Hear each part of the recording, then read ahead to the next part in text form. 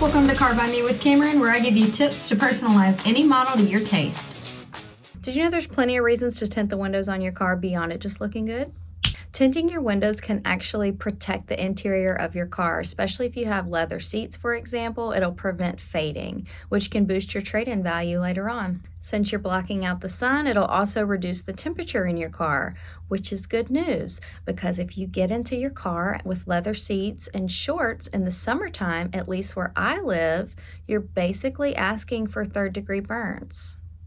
Window tint actually holds the glass together, so if you get in an accident, it can prevent the glass from shattering. Tint reduces glare, so it's even a safety accessory. Think about how many times you've driven into the sun and just hope for the best.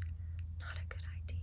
That glare from the sun can also give you a headache if you're driving for a long time. This is now a medical decision. Lastly, let's not forget about privacy. I don't know about you, but every time I get out of the car, if I'm not taking my purse, I shove it up under the seat so that somebody who might mistakenly think they want something that's in my purse might deter them. If you have your windows tinted, they can't see what's in there. It's theft protection.